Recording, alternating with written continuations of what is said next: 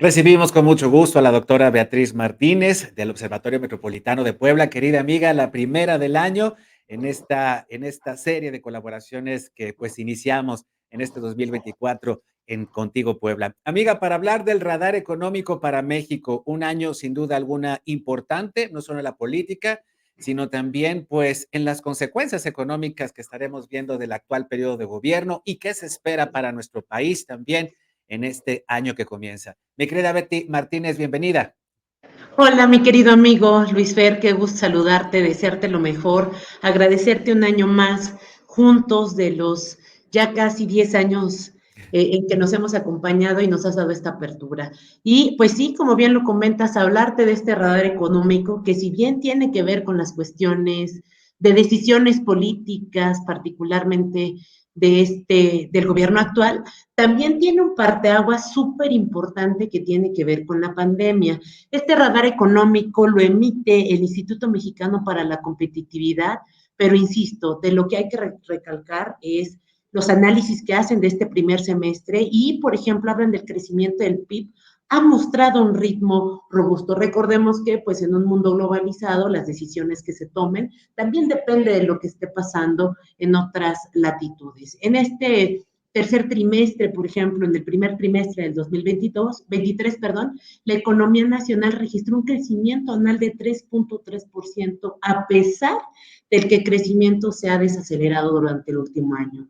Es una mayor tasa promedio de crecimiento en los últimos años previos a la pandemia, es decir, sí ha habido un cambio importante. Si nosotros vemos la estadística, ves cómo hay una caída en el 2020 dada la pandemia y cómo prácticamente hay un repunte para los años subsecuentes. También el crecimiento anual presentado de este 3.3% tuvo un crecimiento en el tercer trimestre de este año, ya que la cifra del PIB, nada más para que tengamos una idea, fue de 25.2 billones de pesos. Este flujo supera casi 1 billón al máximo que tuvo previo a la pandemia, es decir, el 4% mayor al tercer trimestre del 2018. Hablaremos de otros indicadores macroeconómicos que, por supuesto, contrarrestan prácticamente lo que se vivió pre-pandemia y lo que estamos viviendo post-pandemia. En ese sentido, pues también se registra una tasa anual positiva del 2.7%, cifra que continúa con la tendencia de crecimiento que se ve desde el tercer trimestre del 2021, y en el 2023 el PIB per cápita fue de 3.6% mayor al observado en el primer trimestre del 2020. Insisto, esto es una comparativa pre-pandemia y, por supuesto, post-pandemia. El crecimiento, pues también tiene ciertas previsiones ahora para el 2024, como bien lo comentas, se encuentra entre el 1.8% y 3%, y quien lo proyecta, Banjico, es el que proyecta un crecimiento del 3%, la Secretaría de Hacienda y Crédito Público, el Banco Mundial habla de un 2.6% aproximadamente, la OCDE de 2.5%, y bueno, quien nos hace ahí una perspectiva menor es el Bank of America con 1.8%. También nos habla para este 2024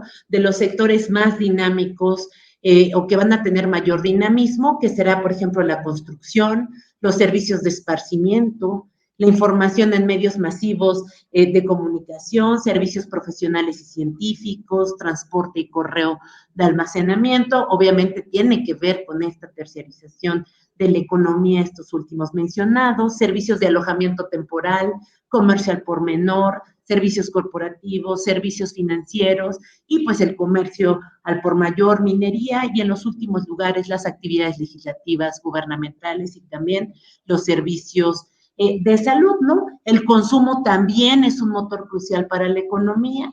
Este indicador mensual de consumo, por ejemplo, para octubre del 2023, tuvo una variación del 4.5%, es decir, esto tiene que ver con el ingreso disponible en la economía y pues se atribuye prácticamente a bienes importados, mientras que los bienes y servicios nacionales solamente tienen el 1.3%. Es decir, también sabemos que el que tengamos un mayor número de importaciones con estos bienes sustitutos, pues cambia la forma en la que nosotros estamos consumiendo y que tiene que ver, por supuesto, con nuestro poder adquisitivo, el empleo, ¿no? La población ocupada en noviembre del 2023, perdón, fue de 58 o alrededor de 58 millones de personas. Es decir, sí ha habido, la población ocupada ha registrado una disminución de 2.1% respecto al mes anterior, y esto se traduce nada más como dato a una pérdida de 1.242.066 empleos. Entonces, hablamos también de la informalidad, ha habido variaciones y cambios, pero recordemos que esto tiene que ver con una aproximación. Por ejemplo, en la generación de empleo en el 2023 se habían generado aproximadamente 218,000 empleos, pero se perdieron alrededor de 67,000 empleos, como que empleos masculinos y empleos femeninos.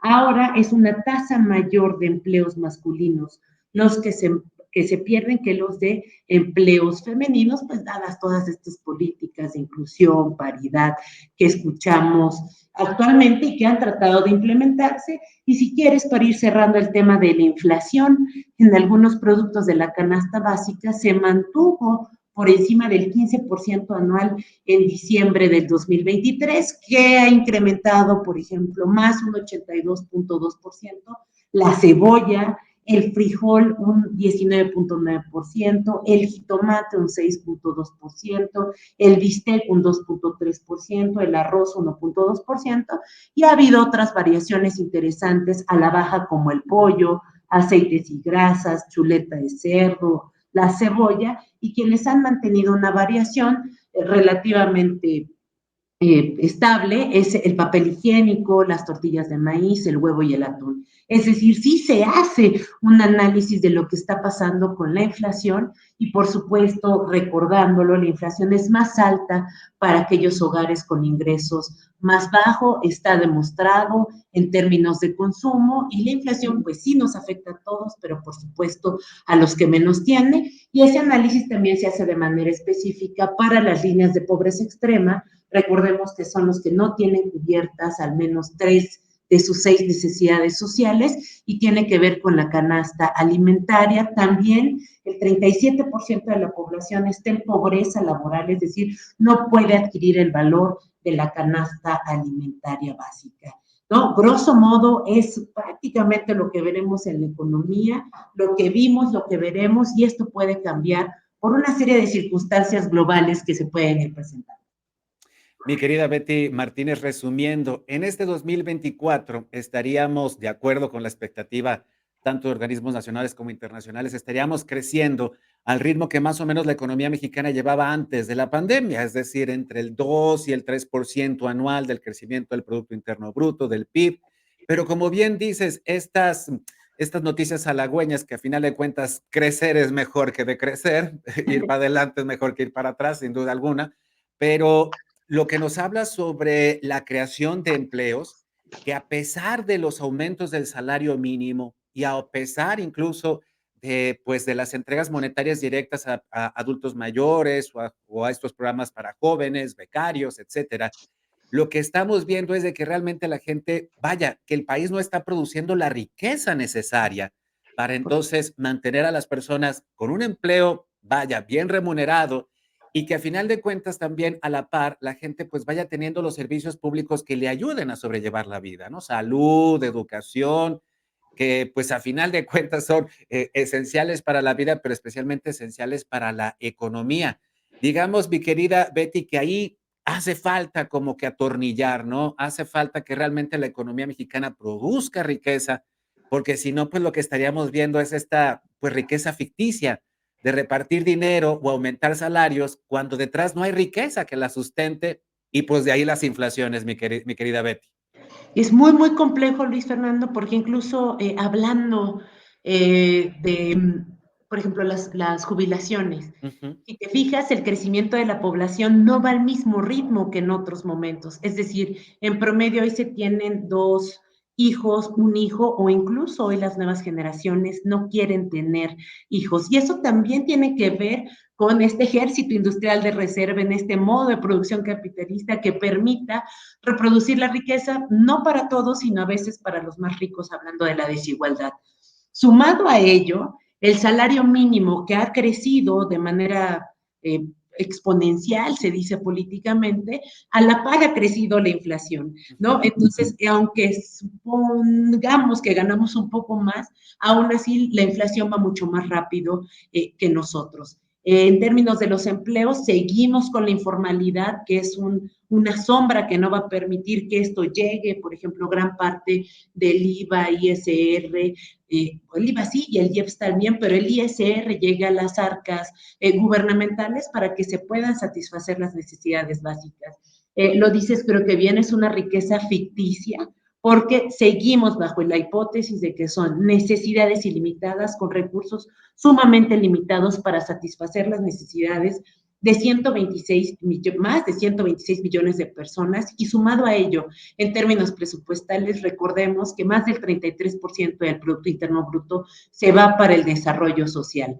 La universalidad tendríamos que evaluarla. Voy a preparar algo en términos de nos beneficia a todos por igual, pero según los datos de julio del 2023 en torno a la pobreza multidimensional, se benefició más a ricos que pobres con esta universalidad. Entonces, si bien hay estas transferencias directas que tú bien comentas, abajo de 18, arriba de 60 o 65 años, ¿qué pasa con nosotros que somos la población económicamente activa? Pues prácticamente los impuestos en la formalidad son pues estratosféricos, pero si no lo hacemos nosotros, ¿quién lo va a hacer para cubrir las necesidades de estas transferencias directas, las necesidades de los que menos tienen, las necesidades de los que presentan alguna discapacidad, la necesidad de los que son adultos mayores? ¿Qué va a pasar cuando nosotros estemos dentro de esas condiciones? Y recordemos que pues los adultos mayores son mucho más costosos presupuestalmente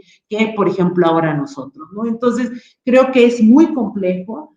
La proyección, pues, es la que se ha hecho, como bien lo dijiste, en los órganos supranacionales y a nivel nacional, pero esperemos ver qué pasa en nuestro entorno, ¿no? Ya tenemos guerras, invasiones, ciertas carencias en espacios, violencia, y las importaciones y las exportaciones. Estamos consumiendo más de lo que importamos que de lo que estamos produciendo en este país. Entonces, vale la pena la reflexión. Esperemos saber qué pasa con las políticas de estos cambios de gobierno que se aproximan y de las condiciones que ya estamos viendo a nivel subnacional y nacional en torno a, pues, la disputa del poder, que yo creo que habría que detenernos en ese cambio, cómo va a incidir económicamente. Bien lo dices, mi querida doctora Beatriz Martínez.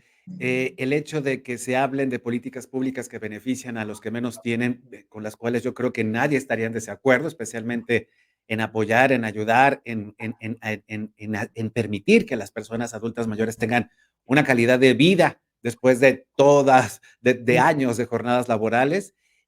Pero especialmente cuando se hablan de políticas económicas de izquierda que terminan por parecerse más al neoliberalismo económico, mi querida Beatriz, concentrando la riqueza en pocas manos, en lugar de repartirla, como es que se propone. Mi querida Betty, pues estaremos revisando este 2024 con lupa, pero especialmente pensando en el bienestar de todas y todos, que es lo que yo creo que buscamos la gran mayoría de las mexicanas y los mexicanos. Y pues aquí tendremos luz para entender estos temas contigo, mi querida Betty. Muchas gracias. Gracias a ti, yo siempre en la mejor disposición para acompañarlos y lo mejor para este año, Luisier. Muchísimas gracias. Muchísimas gracias, Betty. Y gracias a todas y todos ustedes por acompañarnos en YouTube, en Facebook, en Twitter, en X antes Twitter y en Dailymotion están nuestros canales. No te olvides de visitar www.contigopuebla.mx, nuestro portal informativo, en todas las plataformas de podcast, en Instagram, en TikTok y en Threads. Gustavo Barretos en la producción, soy Luis Fernando Soto. Gracias. Síguenos en Facebook y en Twitter. Estamos contigo, Puebla.